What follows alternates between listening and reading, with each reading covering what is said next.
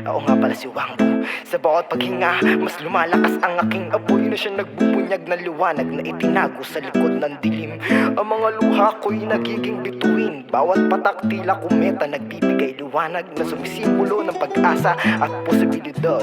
Sa mapagmasid na mga mata, hindi ka dapat magpadikta. Sa musika ko, ikaw ay magpalilim, magsisilbing puno na nagbibigay ng siling.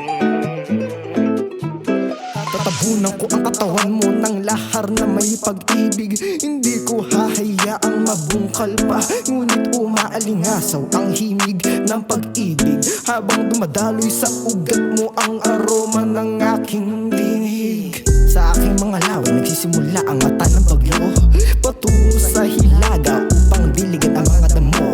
Magsisilbing gabay, pantig-pantig na letra kung naging tulay.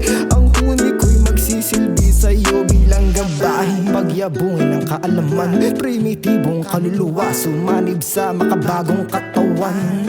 Kapayapaan para sa mga susunod na kabataan. Artistikong isipan, bigyan ng kalayaan. Karan mo, yakapin mo, nagiging nota ng awitin ang bawat tibok ng puso. Magpalago na parang puno, bibinyagan kita dito sa aking kagubatan. Ugat ng puno sa'yo isasakal, habang pinapakawalan ang masalimuot na nakaraan. Itatanim kita sa lupa na may pagsaboy ng binhinang kamahalan. Ilabas ang imahe ng liwanag na nakakubli sa iyong balat.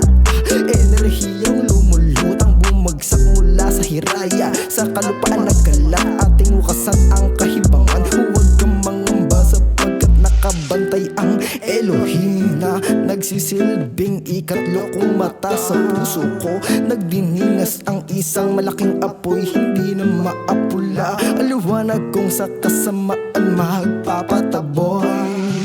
Lakaran mo, yakapin mo, nagiging nota ng awitin ang bawat tibok ng puso. Magpalago na parang puno, Kabutihan at pag-ibig ang aking wika na walang hanggan. Bawat hakbang papalapit sa liwanag na walang hanggan.